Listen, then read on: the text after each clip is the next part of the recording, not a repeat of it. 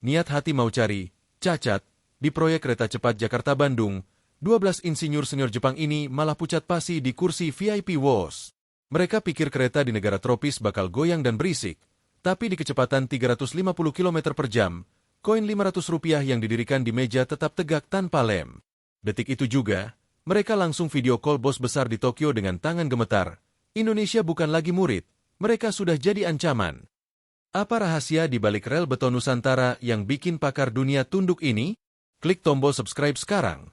Kita bongkar bukti kemajuan Indonesia yang selama ini dibungkam media asing. Prolog, ketakutan di negeri matahari terbit. Tokyo, 2 minggu sebelum keberangkatan. Di sebuah ruang rapat minimalis di lantai 45 kantor pusat Japan Railways, Junior, di Marunouchi, suasananya sedingin AC sentral.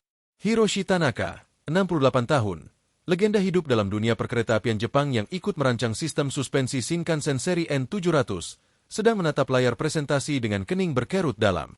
Di layar, terpampang foto-foto proyek kereta cepat Jakarta-Bandung, KCJB, yang baru selesai.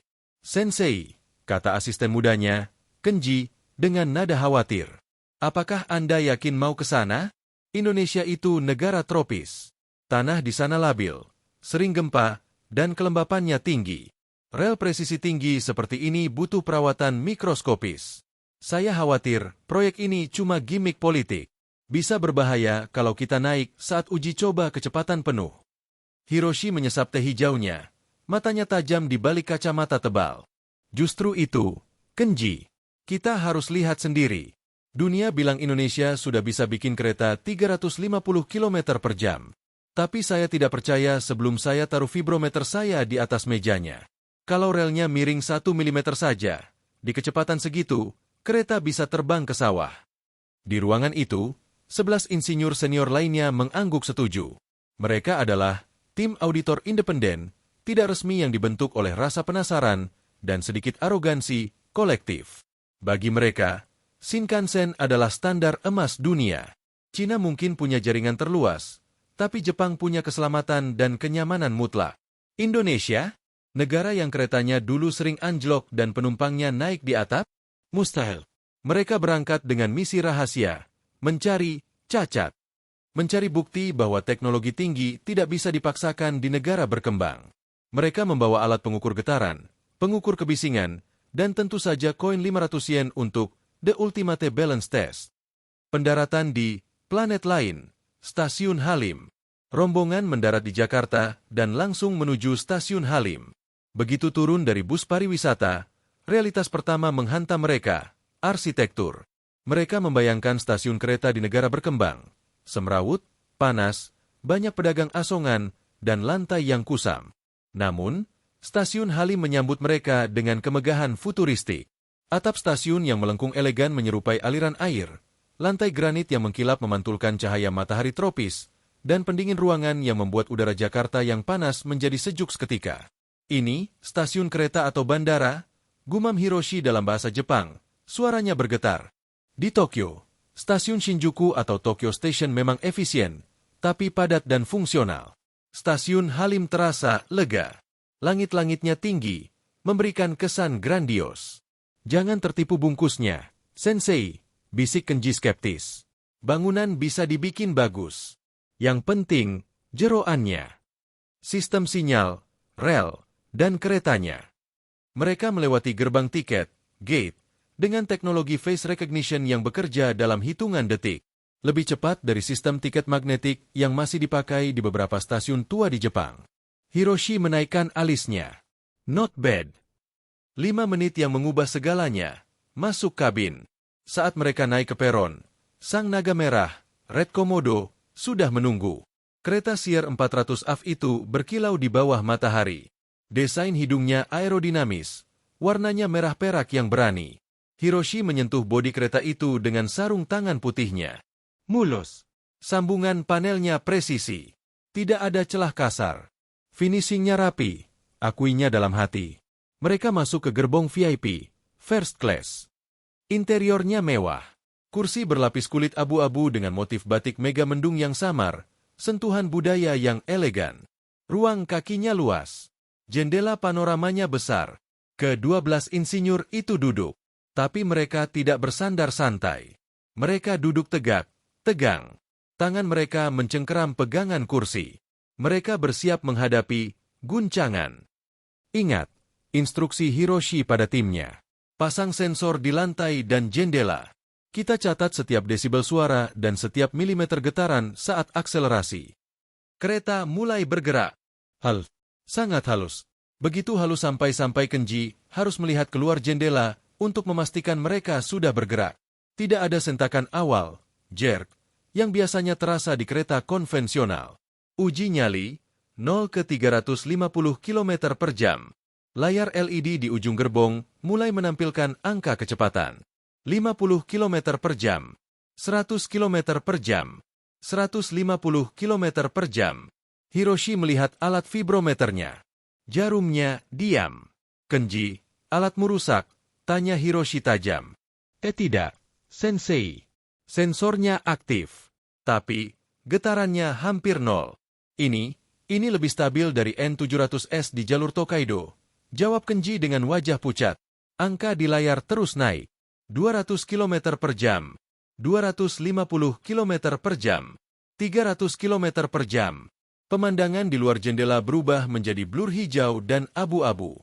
Sawah, jalan tol, dan rumah-rumah penduduk melesat ke belakang seperti film yang diputar cepat. Biasanya, di kecepatan ini, suara angin, aerodynamic noise, akan mulai menderu. Roda akan mulai bernyanyi di atas rel. Tapi di dalam kabin WOS, suasananya senyap. Mereka bisa mendengar suara AC yang mendesis pelan. Mereka bisa mengobrol tanpa perlu menaikkan suara. Mustahil, desis Yamamoto, ahli akustik tim. Insulasi suaranya sempurna. Relnya, mereka menggunakan ballastless track, rel tanpa batu kericak, yang dicor presisi. Di tanah tropis yang memuai karena panas? Bagaimana caranya? The Ultimate Test, koin Rp500. Angka di layar menyentuh 350 km per jam. Kecepatan operasional maksimum. Ini adalah momen kebenaran. Hiroshi mengeluarkan senjata rahasia-nya. Sekeping koin Rp500 yang ia tukar di bandara. Koin ini ringan, terbuat dari aluminium, sangat mudah jatuh jika ada getaran sedikit saja. Ia meletakkan koin itu di bingkai jendela yang sempit. Tangan tuanya sedikit gemetar saat menyeimbangkan koin itu agar berdiri tegak pada sisinya. 1 detik, 2 detik, koin itu berdiri. Sekarang, lihat, kata Hiroshi pelan. Kereta sedang melaju 350 km per jam. Membelah angin, melibas tikungan landai di daerah Karawang. Koin itu berdiri tegak, tidak bergeser, tidak bergetar, tidak jatuh. Seolah-olah dilem. 1 menit berlalu. Koin itu masih berdiri. Kenji mencoba mendirikan botol air mineral secara terbalik, tutup di bawah. Botol itu pun berdiri diam. Air di dalamnya nyaris tidak beriak. Hiroshi Tanaka, insinyur yang telah menghabiskan 40 tahun hidupnya mengejar kesempurnaan transportasi, merasa lututnya lemas. Ia menyadari satu hal yang menakutkan sekaligus mengagumkan. Indonesia telah melakukan lompatan kuantum. Mereka tidak merangkak dari kereta diesel tua ke kereta listrik biasa. Mereka langsung melompat ke high-speed rail level dunia. Telepon darurat ke Tokyo. Itu adalah titik didih emosional bagi Hiroshi. Ia merogoh saku jasnya, mengeluarkan iPhone-nya dengan tangan gemetar. Ia tidak peduli ini biaya roaming internasional. Ia harus menelepon CEO junior di Tokyo. Sekarang juga. Tanaka-san, suara bos besar di Tokyo terdengar santai. Bagaimana liburanmu di Jakarta? Panas. Keretanya goyang dangdut. Bos, diam dan dengarkan. Potong Hiroshi. Napasnya memburu. Kita salah besar. Kita meremehkan mereka. Apa maksudmu? Saya sedang di dalam WOS. Kecepatan 350 km per jam.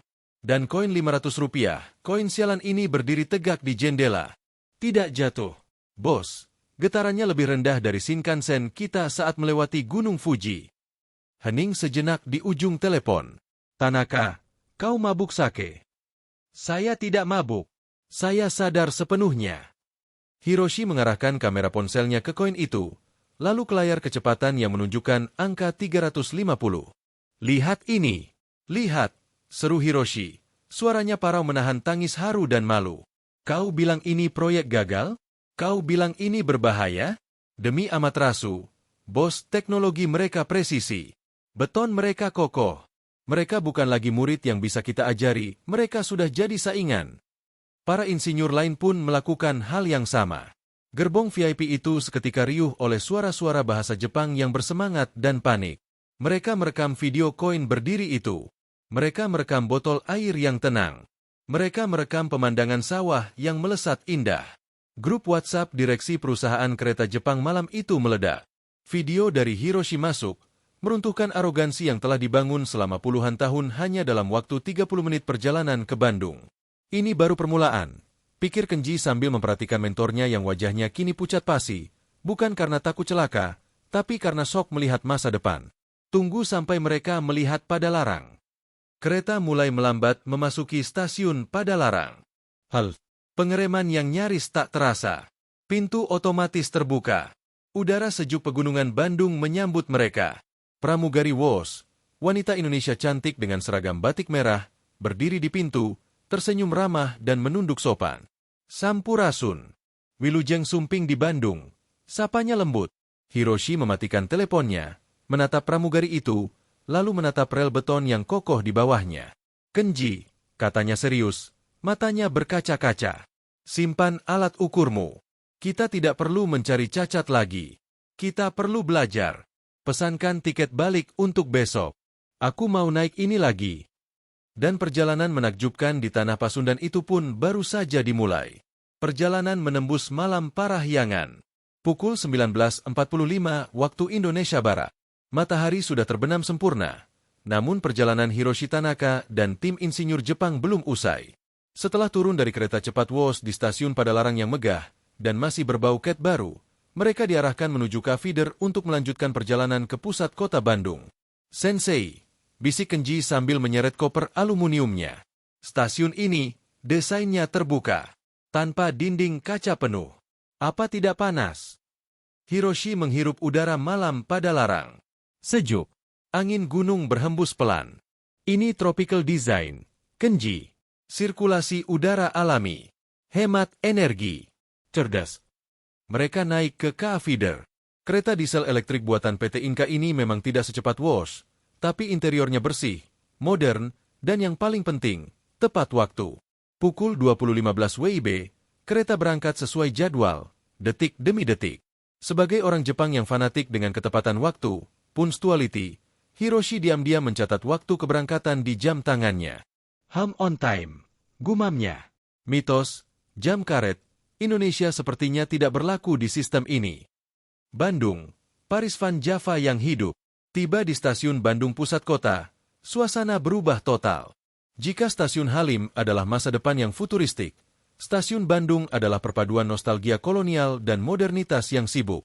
Begitu keluar dari pintu selatan, mereka disambut oleh hiruk-pikuk kota.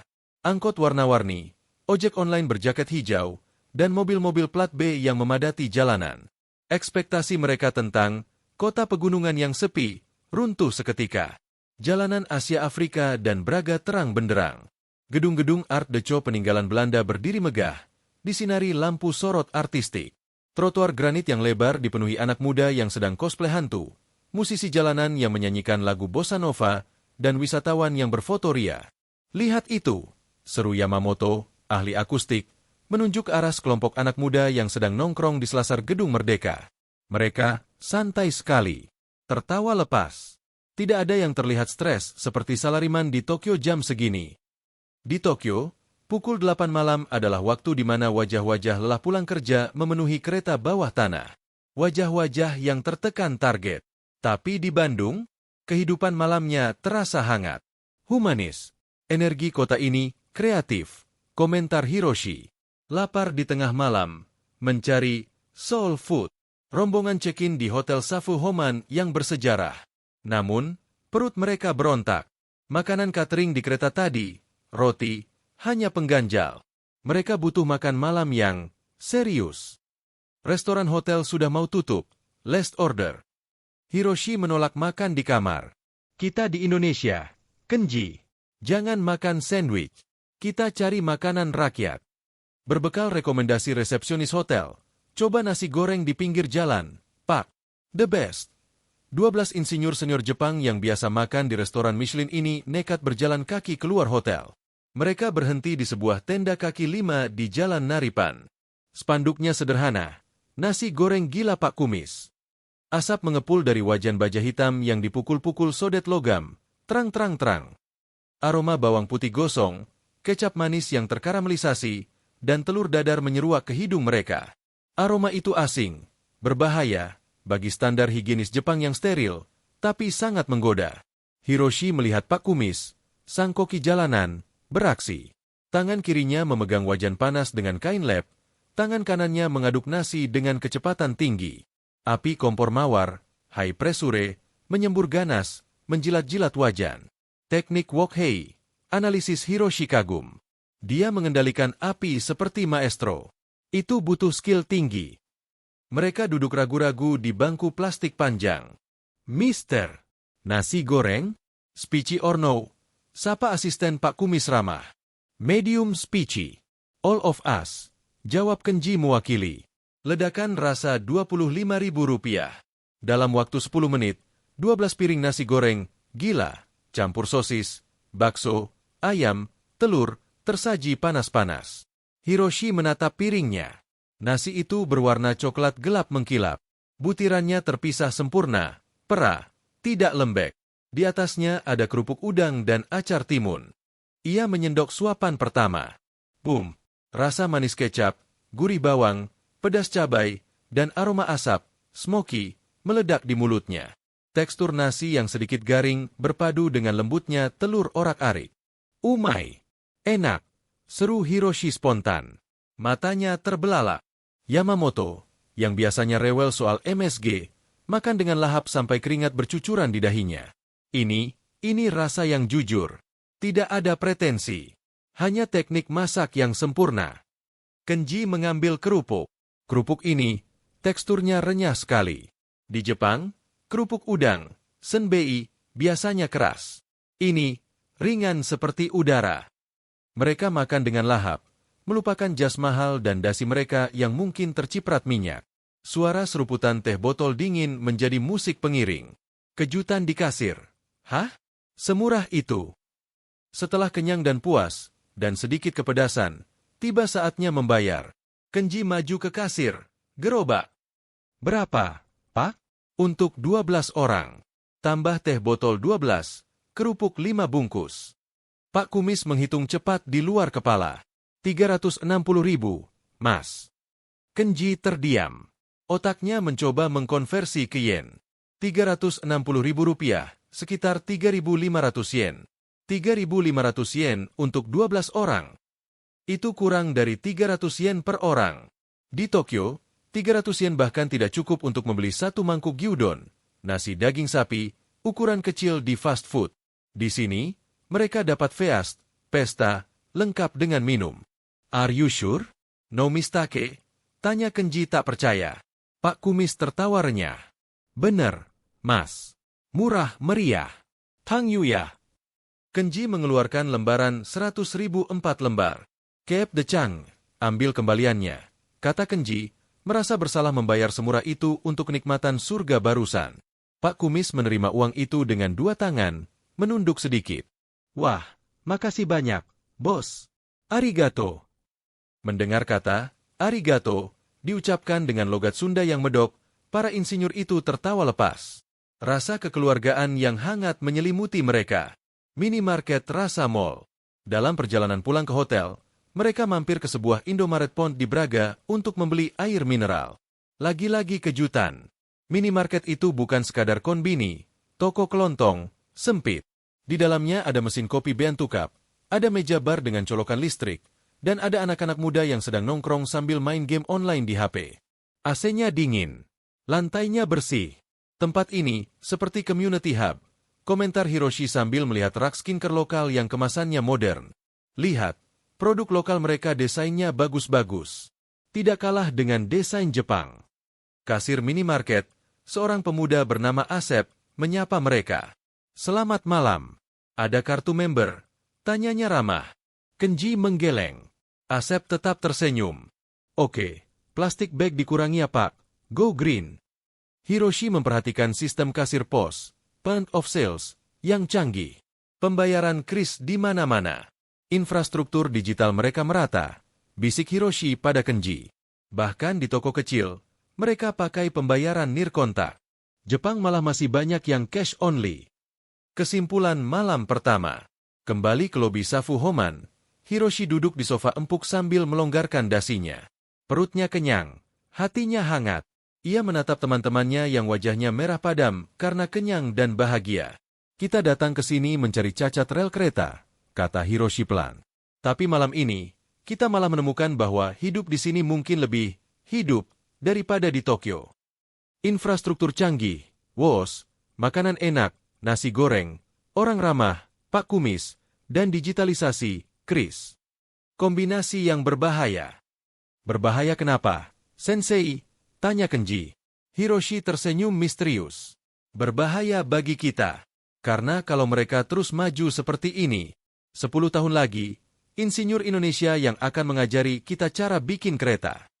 Malam itu, di kamar hotel bersejarah tempat konferensi Asia Afrika pernah digelar, Hiroshi Tanaka tidur nyenyak tanpa mimpi buruk tentang rel miring. Ia tidur dengan perut penuh nasi goreng gila dan rasa hormat baru pada macan Asia yang bangun tidur. Mitos transportasi dunia ketiga. Pukul 9 pagi. Matahari Jakarta mulai menyengat, namun semangat tim insinyur Jepang ini justru semakin membara. Setelah malam yang penuh kejutan kuliner di Bandung, mereka kembali ke Jakarta menggunakan WOS pagi, yang lagi-lagi on time. Agenda berikutnya adalah uji nyali di transportasi dalam kota Jakarta, LRT Jabodebek. Bagi Hiroshi Tanaka dan timnya yang terbiasa dengan jaringan kereta Tokyo yang rumit namun presisi, transportasi umum di negara berkembang identik dengan 3 hal, sesak, tidak terawat, dan manual. Mereka membayangkan sistem persinyalan kuno yang masih mengandalkan operator manusia di setiap wesel. Kita akan naik LRT dari Halim ke Duku Atas, kata Kenji sambil membaca peta digital. Ini sistem GOA 3, Grade of Automation 3. Tanpa masinis. Hiroshi mengangkat alis skeptis. Tanpa masinis? Di negara yang motornya sering lawan arah, apa sensornya cukup sensitif untuk mendeteksi layangan putus atau kucing lewat? Sebagai insinyur senior, Hiroshi tahu betapa sulitnya mengkalibrasi sistem otomatis di lingkungan terbuka tropis yang penuh variabel tak terduga. Namun, keraguan itu mulai retak begitu mereka menjejakkan kaki di jembatan penyeberangan multiguna, JPM, Duku Atas. Jembatan itu bukan sekadar penghubung. Itu adalah hub integrasi raksasa. Menghubungkan LRT, KRL, MRT, dan kereta bandara. Arsitekturnya modern, bersih, dan seamless. Lihat flow penumpangnya, tunjuk Yamamoto. Teratur, signagenya jelas. Tidak ada penumpukan di gate. Kedisiplinan pasukan semut. Mereka tiba di peron LRT Duku Atas. Kereta belum datang. Papan penunjuk waktu digital, PIDS, menampilkan hitungan mundur. Kereta berikutnya, 2 menit. Akurat, tidak meleset 1 detik pun. Tapi yang paling mengejutkan Hiroshi adalah perilaku penumpangnya. Ratusan orang, karyawan SCBD berdasi, mahasiswa dengan ransel, ibu-ibu muda, berdiri mengantre dengan tertib di belakang garis kuning. Tidak ada yang menyerobot, tidak ada yang mendorong. Mereka membentuk barisan rapi di sisi kiri dan kanan pintu, menyisakan ruang tengah kosong untuk penumpang yang turun. Lihat itu. Kenji, bisik Hiroshi. Mereka seperti di stasiun Shinjuku. Disiplin sekali. Di banyak negara berkembang, saat jam sibuk, orang-orang seringkali berebut masuk bahkan sebelum penumpang di dalam sempat keluar. Hukum rimba berlaku. Di Jakarta, budaya antre, queuing culture, ternyata sudah mendarah daging di sistem modern ini. Siapa bilang orang Indonesia tidak bisa antre? Gumam Hiroshi, merasa tertampar oleh stereotip yang ia pegang selama ini. Kereta LRT buatan PT Inka, Madiun, datang dengan suara halus. Pintu terbuka. Tidak ada satupun orang di peron yang bergerak maju sebelum penumpang terakhir dari dalam gerbong melangkah keluar. Baru setelah itu, mereka masuk dengan tenang. Sugoi, luar biasa. Puji Yamamoto. Kesadaran sipil mereka sudah setara negara maju. Gerbong masa depan buatan anak bangsa. Masuk ke dalam gerbong, kejutan berlanjut. Hiroshi segera memeriksa plat manufaktur di dekat pintu. PT Inka, Persero, Madiun, Indonesia. Ini buatan lokal, tanya Hiroshi tak percaya. Bukan impor dari Jepang atau Cina. Kenji mengangguk, menunjukkan data di tabletnya. Mayoritas komponen lokal, Sensei. Desain, perakitan, sistem interior, semua dikerjakan insinyur Indonesia. Interior kereta itu futuristik. Kursi biru yang ergonomis, pegangan tangan yang kokoh, serta jendela lebar yang menampilkan hutan beton Jakarta. Tapi yang paling membuat Hiroshi kagum adalah sistem suspensinya. LRT ini berjalan di atas rel layang beton, ushaped girder, yang tinggi. Biasanya, di tikungan tajam, kereta jenis ini akan berdecit keras, squealing noise, dan bergoyang. Tapi LRT Jabodebek meliuk dengan halus di tikungan, long span, Kuningan yang terkenal itu. Radius putarnya kecil, tapi suaranya minim, analisis Yamamoto. Mereka menggunakan teknologi roda dan rel yang sangat presisi. Insinyur lokal mereka jenius. Momen kemanusiaan, kursi emas. Namun, puncak kekaguman mereka bukan pada teknologi, melainkan pada manusianya. Di stasiun Rasuna Said, masuklah seorang wanita hamil muda yang terlihat lelah membawa tas kerja. Gerbong saat itu penuh sesak. Semua kursi terisi. Di Jepang, memberikan kursi pada ibu hamil adalah etika, tapi seringkali penumpang yang lelah, terutama salariman yang tidur, pura-pura tidak melihat. Ada keengganan sosial untuk berinteraksi. Apa yang terjadi di gerbong LRT ini berlangsung dalam hitungan detik. 3 orang anak muda, 2 mahasiswa laki-laki dengan jaket alma mater dan 1 karyawan muda yang sedang asyik main game, berdiri secara serentak. Refleks. Tanpa komando. Tanpa saling pandang. Salah satu mahasiswa itu, yang posisinya paling dekat, segera menggeser tubuhnya dan mempersilakan dengan tangan terbuka. Silakan, Mbak. Duduk di sini saja. Ucapnya sopan. Wanita hamil itu tersenyum lelah namun berterima kasih. Makasih ya, Mas. Ia duduk. Mahasiswa itu berdiri, bergelantungan di handstrap, kembali sibuk dengan bukunya seolah tidak terjadi apa-apa. Tidak ada rasa kesal. Tidak ada rasa terpaksa. 2 pemuda lainnya yang juga berdiri tadi, melihat kursi sudah diberikan, tetap memilih berdiri di dekat pintu, membiarkan kursi kosong lainnya diisi oleh seorang ibu tua yang baru masuk belakangan. Mata Hiroshi berkaca-kaca melihat pemandangan itu di balik kacamata tebalnya. Ia menyenggol lengan Kenji. Kenji, kau lihat itu. Kenji mengangguk. Itu omotenashi, keramahan sepenuh hati, versi Indonesia, Sensei. Alami. Tanpa sop. Di Tokyo. Suara Hiroshi tercekat. Di Tokyo, anak muda kita sering terlalu lelah bekerja sampai lupa sekitar. Mereka pakai headphone untuk memblokir dunia. Tapi anak ini, dia sadar lingkungan. Dia punya empati. Teknologi LRT ini mungkin bisa dibeli dengan uang. Tapi perilaku warga ini, itu dibangun dengan pendidikan karakter dan nilai budaya, gotong royong, selama berabad-abad. Interaksi tanpa kata. Kereta terus melaju. Seorang penumpang di sebelah Hiroshi, seorang gadis berhijab yang sedang mengerjakan tugas kuliah di tabletnya, menyadari bahwa Yamamoto sedang kesulitan membuka peta digital di HP-nya karena sinyalnya loading, masalah roaming. Tanpa diminta, gadis itu tersenyum, mengulurkan tangan dengan gestur, "Boleh saya bantu?" Ia menyalakan hotspot pribadinya, lalu menunjukkan QR code di HP-nya pada Yamamoto. "Wi-Fi, Mister. Free," katanya pelan. Yamamoto tertegun. "Arigato. Tangyu," ucapnya kaku. Gadis itu mengangguk hormat, lalu kembali fokus ke tabletnya.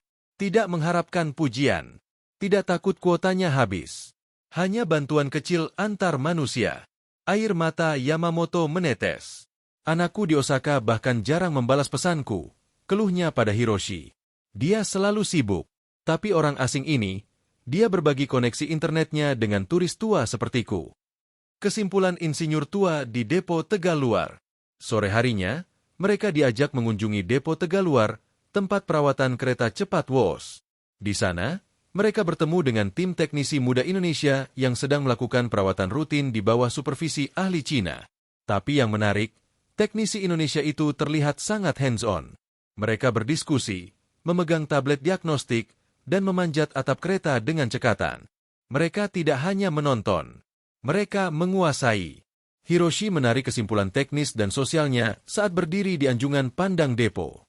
Sistem transportasi ini, katanya sambil memandang deretan kereta merah yang berkilau. Secara teknis, ini sudah sejajar dengan standar global. Bersih, tepat waktu, canggih. Tapi jiwanya lebih hangat, lanjut Hiroshi. Maksud Sensei, tanya Kenji. Di Jepang, kereta adalah alat efisiensi, dingin, presisi. Di sini, kereta adalah alat pemersatu, efisien, tapi manusianya tetap hangat. Mereka saling menyapa, saling membantu, saling memberi kursi. Ini kombinasi yang langka, Kenji. Modernitas tanpa kehilangan kemanusiaan. Rombongan itu berdiri diam, memandang matahari terbenam di balik pegunungan Bandung. Mereka tidak lagi melihat proyek ambisius negara berkembang. Mereka melihat sebuah bangsa yang sedang berlari kencang, yang kakinya berpijak pada teknologi beton, tapi hatinya berpegang pada nilai luhur. Kenji melihat wajah mentornya. Rasa skeptis Hiroshi telah hilang sepenuhnya, digantikan oleh rasa hormat yang mendalam. Siap untuk laporan ke Tokyo, Sensei? Tanya Kenji. Siap, jawab Hiroshi mantap. Tulis ini di paragraf pertama. Indonesia bukan lagi pasar. Mereka adalah mitra. Dan mungkin sebentar lagi, mereka adalah guru. Keluar dari bawah tanah, masuk ke lautan manusia. Pukul 6 pagi, hari Minggu. Setelah 2 hari penuh inspeksi teknis yang melelahkan dan mengagumkan, Kenji mengajak Hiroshi Tanaka dan tim insinyur senior Jepang untuk melihat sisi lain Jakarta. Sisi yang tidak ada hubungannya dengan beton dan baja, tapi berhubungan dengan nyawa kota. Kita akan ke CFD, Sensei, kata Kenji. CFD? Computational Fluid Dynamics? Tanya Hiroshi bingung. Kenji tertawa. Bukan, Sensei. Car Free Day. Hari bebas kendaraan bermotor. Hiroshi skeptis. Di Tokyo, menutup jalan raya utama Ginza untuk pejalan kaki, Hokosha Tengoku, memang ada, tapi itu sangat teratur, sepi, dan penuh turis belanja. Di Jakarta, memblokir jalan protokol Sudirman Tamrin sepanjang 5 km, pasti macet total di jalan sekitarnya. Dan pasti penuh pedagang asongan yang semrawut, pikir Hiroshi. Mereka keluar dari stasiun MRT Bundaran Hai. Begitu naik ke permukaan, pemandangan yang menyambut mereka membuat 12 insinyur itu ternganga. Jalan MH Tamrin yang biasanya dipenuhi mobil mewah dan bus Transjakarta, kini kosong melompong dari kendaraan. Sebagai gantinya, jalan itu berubah menjadi lautan manusia. Ribuan, mungkin puluhan ribu warga Jakarta tumpah ruah.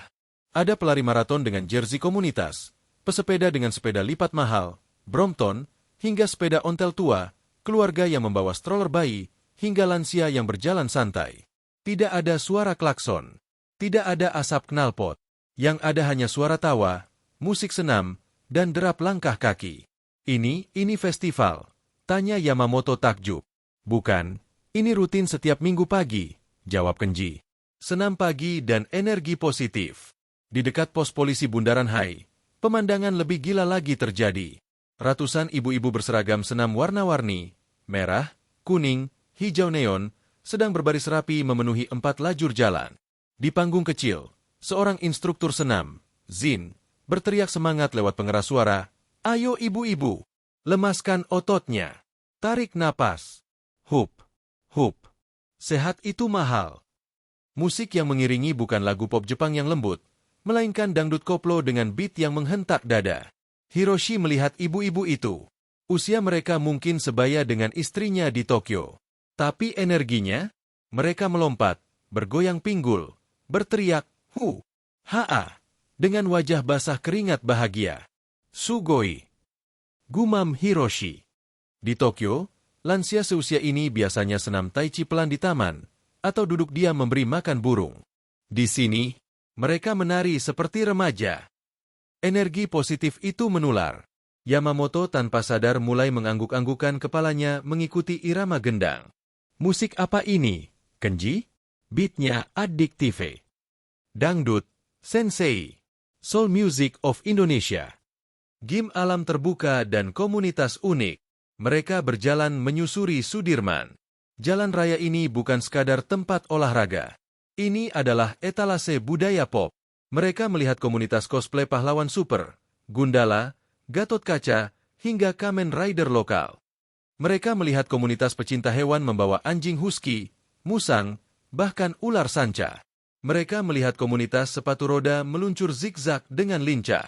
Hiroshi berhenti di depan sekelompok anak muda yang sedang bermain skateboard. Mereka menggunakan trotoar Sudirman yang lebar dan mulus sebagai arena. Trotoarnya. Hiroshi berjongkok, menyentuh lantai granit trotoar. Rata. Tidak bergelombang. Dan ramah disabilitas. Ada guiding blok kuning. Sebagai orang Jepang yang sangat peduli aksesibilitas, Hiroshi kagum. Jakarta yang dulu ia dengar tidak ramah pejalan kaki, kini punya trotoar kelas dunia di pusat kotanya. Tiba-tiba, seorang anak muda pemain skateboard terjatuh cukup keras di dekat Hiroshi. Gubrak! Hiroshi kaget, hendak menolong. Tapi sebelum ia bergerak, 3 orang warga lain yang lewat, seorang pelari dan 2 pesepeda, sudah berhenti. Gak apa-apa, Mas? Ada yang luka? Tanya mereka serempak. Mereka membantu anak itu berdiri, mengecek sikunya. Anak itu nyengir sambil mengacungkan jempol. Aman, Bang. Makasih. Lalu mereka semua tertawa dan lanjut beraktivitas. Solidaritas instan, catat Hiroshi dalam hati. Tidak ada yang masa bodoh. Budaya bersih yang mengejutkan. Sambil beristirahat di pinggir jalan, Yamamoto, yang sangat rewel soal kebersihan, memperhatikan sesuatu. Sensei, perhatikan aspalnya. Hiroshi melihat ke bawah. Aspal jalan Sudirman bersih. Padahal ada ribuan orang makan dan minum di pinggir jalan. Di mana sampahnya? Mereka melihat sekelompok anak muda berbaju oranye membawa kantong plastik besar dan sapu lidi. Pasukan Oranye, PPSU. Mereka bergerak dalam diam, menyelinap di antara kerumunan, memungut botol plastik yang baru saja jatuh, menyapu daun kering. Dan bukan cuma mereka. Hiroshi melihat seorang ayah yang memarahi anaknya karena membuang bungkus cilok sembarangan. Heh, ambil. Malu dilihat orang. Buang di tong sampah sana, tegur sang ayah tegas. Anak itu memungutnya lagi dengan patuh. Disiplin kolektif mulai terbentuk, analisis Hiroshi. Mereka tidak mau kotanya kotor di depan tamu internasional. Ini mentalitas negara maju. Sepeda berbagi dan langit biru. Di dekat stasiun Duku Atas, mereka melihat stasiun bike sharing, Goes. Deretan sepeda hijau terparkir rapi. Seorang wanita karir, mungkin mau lembur hari Minggu, memindai QR Code dengan HP-nya, kunci terbuka klik, dan ia mengayuh sepeda itu di jalur sepeda terproteksi, Protected Bike Lane, yang dicat hijau. Smart City, kata Hiroshi. Integrasi Last Mile Transport. Mereka serius mengurangi polusi. Hiroshi mendongak ke langit. Hari itu, langit Jakarta biru cerah. Gedung-gedung pencakar langit berkilauan ditimpa matahari. Polusi udara yang sering diberitakan media asing sebagai terburuk di dunia, pagi ini seolah menghilang ditiup angin semangat warga. Atau mungkin, kebijakan CFD ini benar-benar memberi napas bagi kota. Piknik bubur ayam di trotoar. Perut mereka mulai keroncongan. Kenji mengajak mereka duduk lesehan, duduk di lantai, di trotoar dekat pedagang bubur ayam. Ini adalah pengalaman ekstrim bagi insinyur Jepang yang biasa makan di meja steril. Makan di tanah? Di pinggir jalan? Tanya Yamamoto ragu. Ini style lokal, sensei.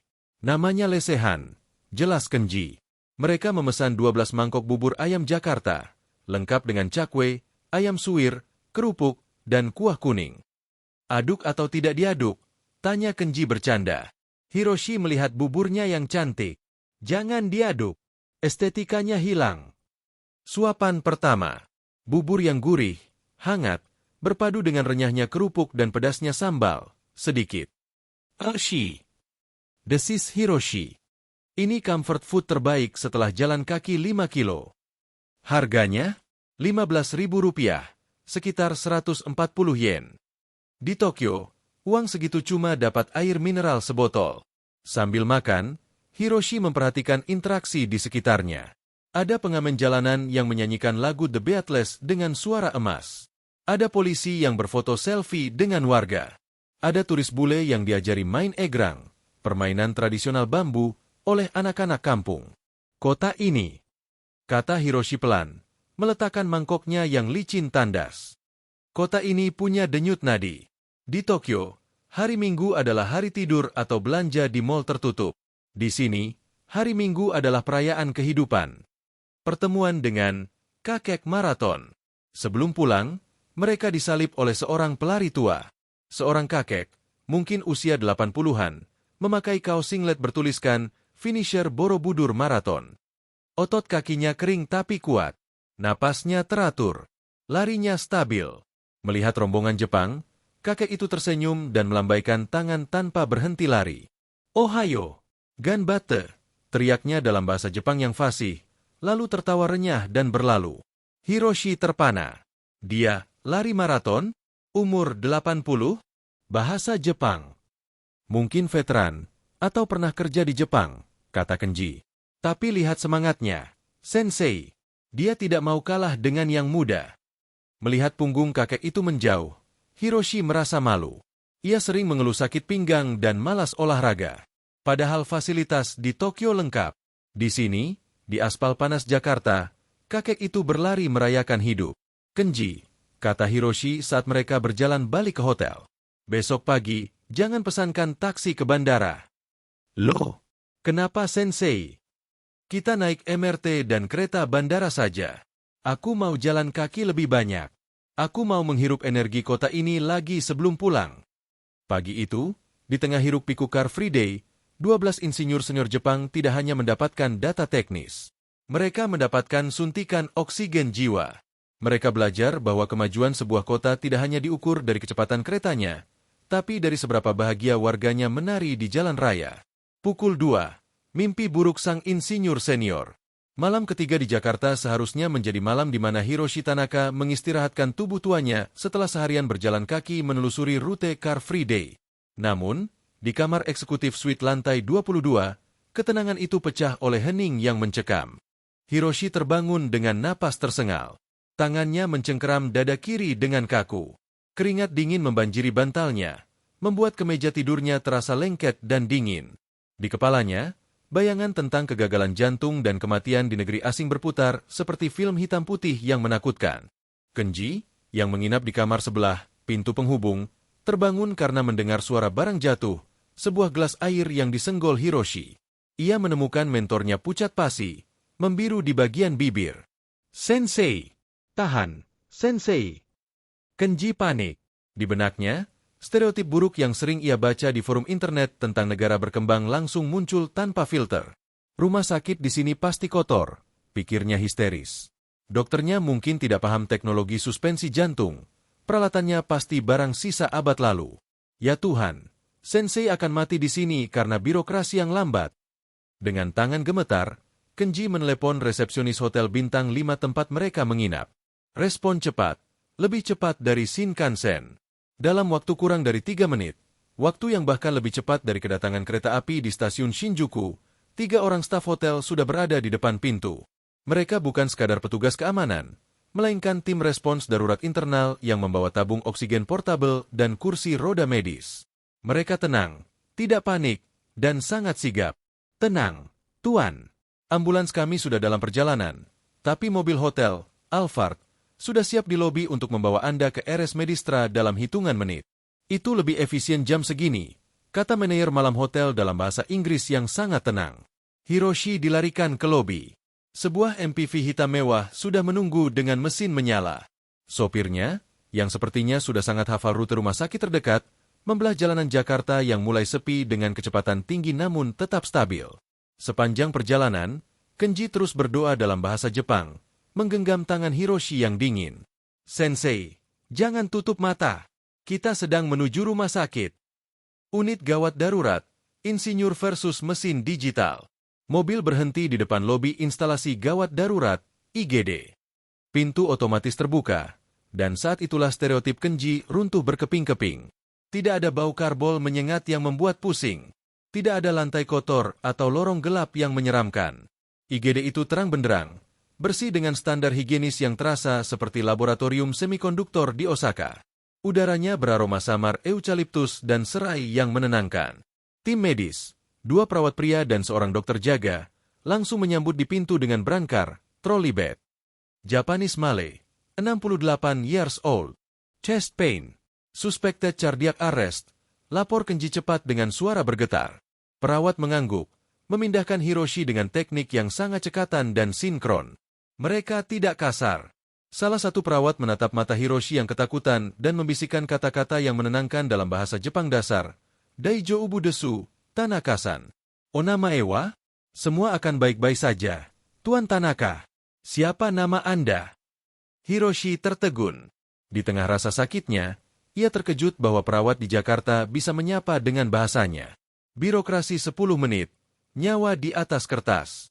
Sementara Hiroshi dibawa masuk ke bilik resusitasi, Kenji bersiap menghadapi monster berikutnya, administrasi. Di Jepang, prosedur asuransi dan pendaftaran bisa sangat kaku dan memakan waktu. Kenji mendekati meja pendaftaran dengan wajah tegang, menyiapkan paspor Hiroshi dan kartu kredit perusahaannya. Namun, staf administrasi, seorang wanita muda dengan senyum ramah, menyapanya sebelum Kenji bicara. Jangan khawatir, Tuan. Pasien sudah ditangani dokter. Silakan berikan paspornya. Kami akan memproses datanya sementara tim medis bekerja. Tidak perlu deposit uang sekarang. Nyawa Tuan Tanaka prioritas kami. Kenji melirik jam tangannya. Hanya butuh 7 menit sejak mereka tiba sampai semua urusan administratif selesai. Di Tokyo, kadang butuh waktu lebih lama hanya untuk meyakinkan pihak rumah sakit bahwa asuransi Anda valid di jam 2 pagi. Teknologi diagnostik, insinyur senior pun terpana. Di dalam bilik periksa, Yamamoto, yang menyusul kemudian, mengintip dari balik tirai.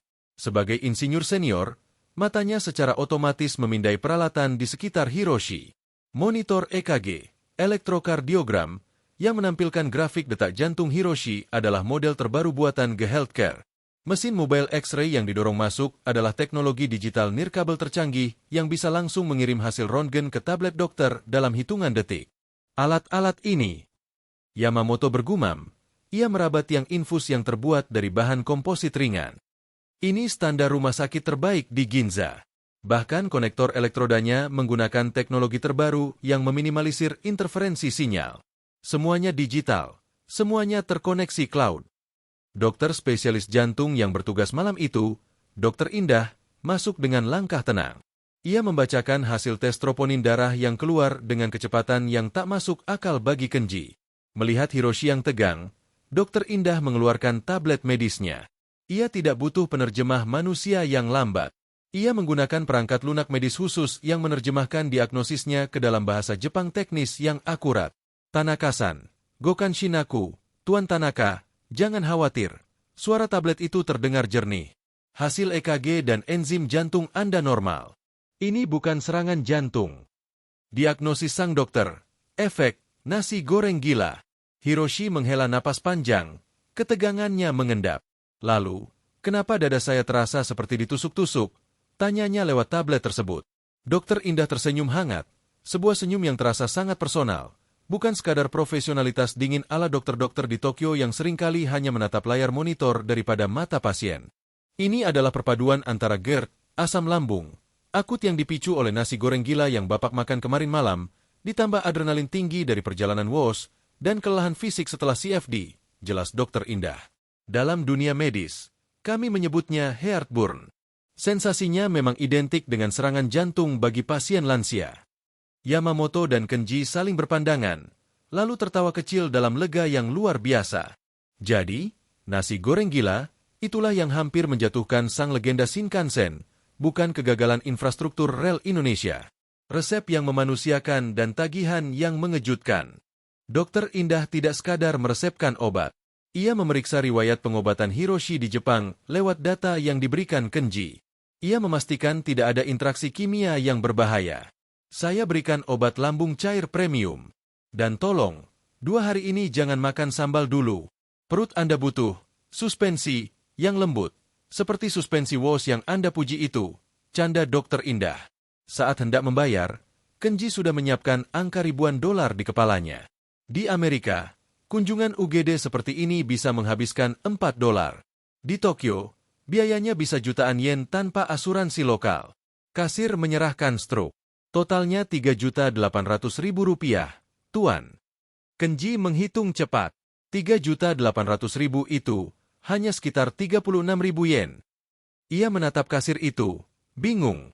Ini sudah termasuk biaya röntgen digital, tes darah laboratorium, jasa dokter spesialis, dan obat-obatan. Sudah semuanya, Tuan. All in. Yamamoto menggelengkan kepala. Gila. Di Jepang, 36.000 yen mungkin hanya cukup untuk biaya pendaftaran dan konsultasi awal. Di sini, kita mendapatkan layanan gawat darurat standar internasional, teknologi digital terbaru, dan pelayanan yang memanusiakan manusia. Pulang dengan rasa hormat baru. Hiroshi keluar dari rumah sakit dengan berjalan kaki, wajahnya kembali merona setelah minum obat lambung cair yang bekerja instan. Langit Jakarta di luar mulai membiru, pertanda fajar akan segera tiba. Di dalam taksi menuju hotel, suasana hening. Bukan hening ketakutan, tapi hening kekaguman yang mendalam. Hiroshi memecah kesunyian. Kenji, Yamamoto. Katanya pelan. Tadi aku sudah pasrah. Aku pikir teknisi Indonesia hebat dalam membangun rel, tapi aku skeptis pada kemanusiaan dalam sistem mereka. Ia menatap lampu-lampu jalan Jakarta yang berlalu. Tapi malam ini aku belajar. Mereka memiliki sesuatu yang mulai hilang di Jepang. Kita punya teknologi, tapi kita seringkali kehilangan hati karena sop yang terlalu kaku. Di sini, dokter itu menatap mataku, perawat itu memegang tanganku. Mereka menggunakan teknologi bukan untuk menggantikan manusia, tapi untuk mempercepat cara mereka menolong sesama. Dan harganya. Yamamoto menambahkan, harganya sangat masuk akal. Mereka tidak mengeksploitasi penderitaan orang lain demi keuntungan korporasi. Malam itu, di kamar hotel, Hiroshi Tanaka tidur nyenyak. Bukan hanya karena asam lambungnya mereda, tapi karena rasa aman yang baru ia temukan. Ia tahu sekarang, jika terjadi sesuatu padanya di negeri ini, ia berada di tangan yang tepat. Tangan-tangan terampil yang bekerja dengan teknologi masa depan, namun tetap memiliki hati dari masa lalu. Indonesia, di mata tim Jepang ini, kini bukan lagi sekadar proyek infrastruktur yang sukses. Indonesia adalah sebuah laboratorium kemanusiaan yang berhasil memadukan kecanggihan digital dengan kehangatan spiritual. Ritual terakhir, memborong jiwa Nusantara. Hari terakhir di Jakarta. Matahari bersinar keemasan, menyinari gedung-gedung pencakar langit yang tampak lebih bersahabat di mata Hiroshi Tanaka, 68 tahun. Jika seminggu lalu ia datang membawa koper penuh sensor getaran dan skeptisisme, kini ia bersiap pulang dengan bagasi yang beranak pinak. Kenji mengajak rombongan ke pusat perbelanjaan Sarinah, simbol modernitas yang kini bersalin rupa menjadi etalase budaya kelas dunia. Bagi para insinyur Jepang yang sangat menghargai shokunin, semangat pengrajin, mereka tidak mencari barang pabrikan. Mereka mencari sesuatu yang memiliki jiwa. Lihat pola ini, gumam Hiroshi, tangannya gemetar lembut menyentuh sehelai kain batik tulis sutra bermotif parang. Sebagai pria yang mendalami presisi, ia tahu bahwa garis-garis ini dibuat dengan tangan manusia, bukan mesin. Ada ketidaksempurnaan yang justru membuatnya sempurna. Harganya. Yamamoto, ahli akustik, menggeleng tak percaya. Batik dengan kerumitan manual seperti ini, di Butuh Ginza, Tokyo, bisa dijual seharga 300.000 yen, sekitar 30 juta rupiah. Di sini, harganya sangat masuk akal untuk sebuah karya seni.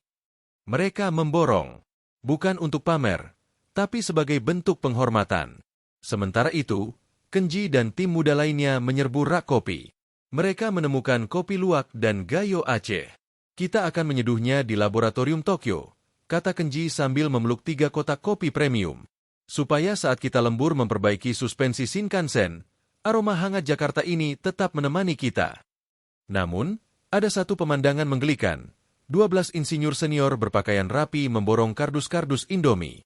Kenji, pastikan rasa, soto Lamongan, dan rendang, ini masuk kargo, perintah Hiroshi serius. Aku ingin cucuku tahu bahwa ada mie instan yang rasanya lebih kompleks daripada ramen instan kita.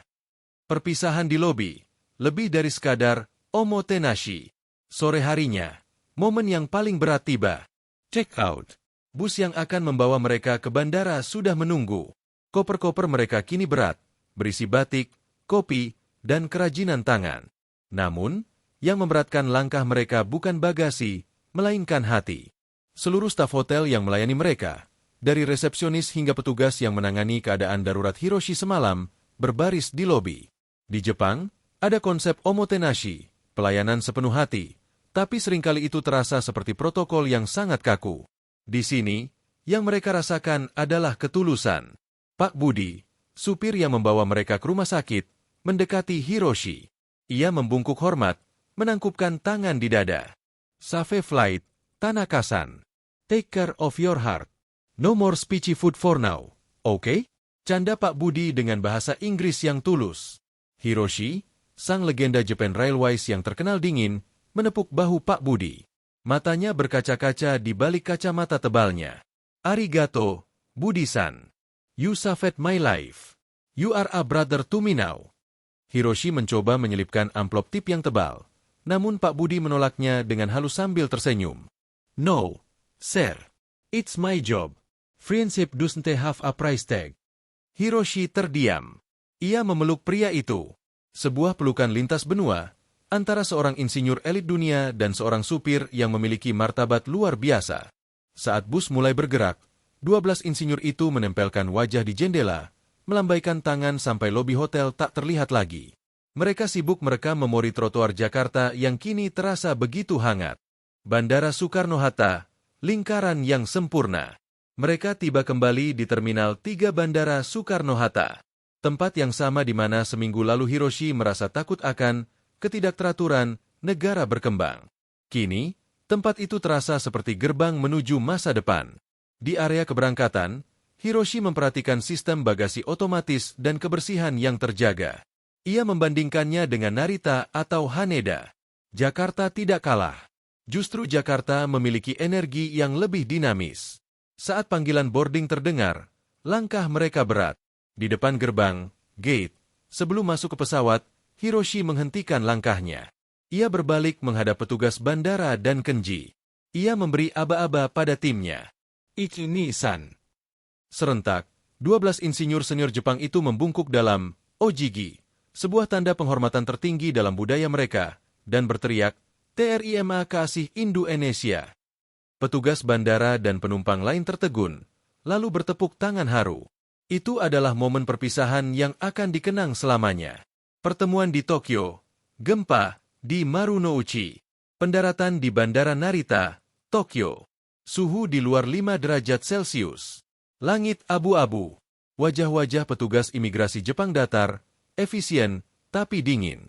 Kontras yang tajam dengan senyum hangat di Jakarta. Keesokan harinya, di lantai 45 kantor pusat Japan Railways, Hiroshi Tanaka memasuki ruang rapat Dewan Direksi. Di sana sudah menunggu para petinggi dan CEO. Mereka siap mendengar laporan tentang cacat dan kegagalan proyek WOOS. Jadi, Tanaka-san, tanya sang CEO sambil membuka map laporan. Seberapa buruk getarannya? Seberapa berisik kabinnya? Berapa tahun lagi sebelum sistem mereka runtuh? Hiroshi tidak menjawab dengan kata-kata. Ia meletakkan sebuah flash disk ke laptop.